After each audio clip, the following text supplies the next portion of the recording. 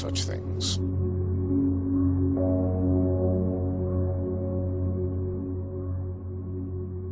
Some people say that this apparent fine-tuning of the universe is a brute fact. We wouldn't be here to worry about the issue otherwise, and that's the way things are.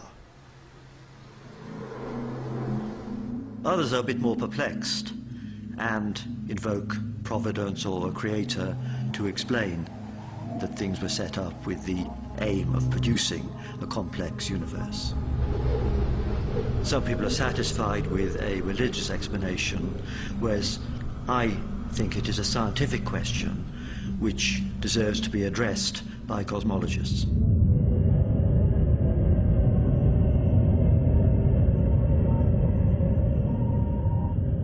And cosmologists have found a solution to the fine-tuning problem. It is simple and elegant, but it requires a leap of faith as profound as any religious belief. If our planet is not alone, if it is one of billions of planets, orbiting billions of stars in hundreds of billions of galaxies inside our universe, could our universe also be one of many? It may turn out that our concept of the universe, as astronomers see it now, is a very restrictive one. And what we have traditionally called our universe is one of many. If there are other universes, their laws of nature could all be set differently in their own Big Bangs. If there have been many Big Bangs, and if, and this is the second assumption, the outcome of those Big Bangs were universes governed by different physical laws,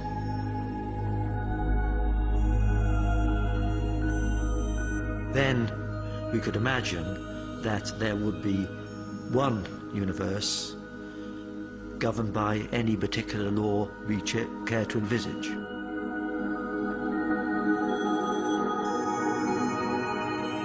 And therefore, it would not be at all surprising if there should be one universe that was tuned. If our laws of nature are only one set of values amongst a limitless possibility of others, then the fine-tuning of our universe once again falls within the laws of chance.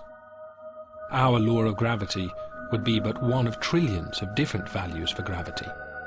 The same goes for the cosmic constant, for atomic charge, even the numbers of dimensions. Suddenly, amongst all the many possibilities, it's not so surprising that at least one possesses the precise set of laws that allow human beings to evolve. If you go into a clothes shop and there's a large stock, you're not surprised to find one suit that fits. Whereas if there's only one suit, you are surprised. So many universes governed by different laws would remove any reason for surprise at the apparent fine-tuning in our universe. With one mighty intellectual bound, cosmologists could once again happily accept that our universe suited our existence precisely, without the need for a fine-tuner, a creator. Martin Rees coined a new word to describe the idea. If it turns out that there's more to reality than just our Big Bang, or the aftermath of our Big Bang, then we have to either redefine our universe or use another word, and I've chosen the word multiverse to describe this whole ensemble of Big Bangs, this whole ensemble of universes. The concept of the multiverse saves the scientific universe at a stroke.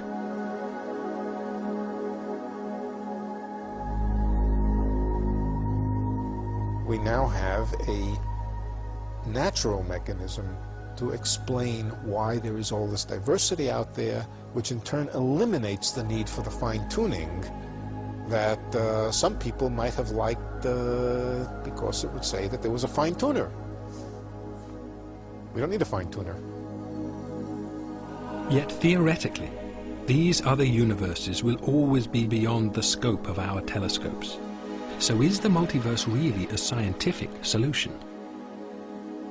One thing which people often object to, when confronted with the whole multiverse idea is saying this can't be science, you know, talking about all these things you can't see.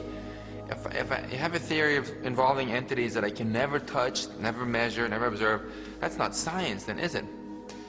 And I'd say quite to the contrary.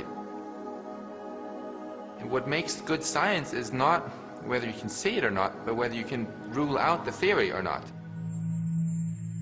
Having raised the possibility of other universes, cosmologists started to wonder what they might be like. And as they wondered, they found logic had set another trap. The multiverse idea had set them on a path that led them back, once again, to a creator.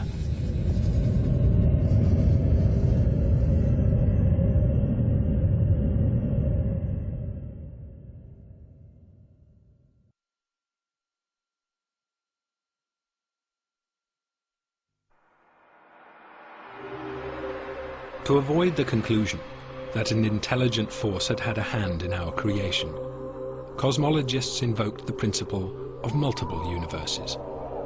But what potential might those other universes hold for the evolution of complexity? We have no idea how much variety other universes might display, and since we have no contact with them, all we can say is that there must be certain potential for complexity in those universes. It's easy to imagine universes that would be less propitious for life than ours, but of course we may not be in the optimum universe in a sense. We can imagine universes that might be more propitious. These of course will be potentialities far beyond the powers of our brains to conceive, but we can't assume in this grander cosmos that there couldn't be other universes displaying more complexity than ours.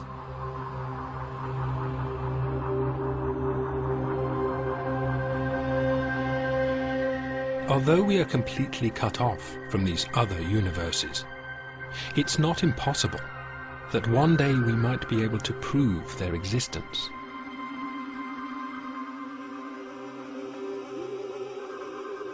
I think it's a question that we can't even address at the present.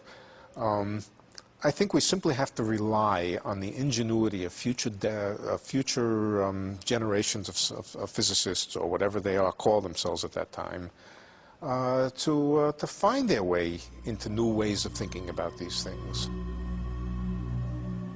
The atomic theory was put forward by ancient Greeks 2,500 years ago. It took a couple of thousand years to verify it. It would not surprise me if it takes some fraction of that kind of time before we really absolutely understand these ideas, before we become totally comfortable with these ideas, before we say these ideas are hard, absolutely hard science. But can we ever know what these other universes are like? Somewhere, among this infinite collection, there must be those similar to our own. And some of them will be less evolved, and others much more advanced.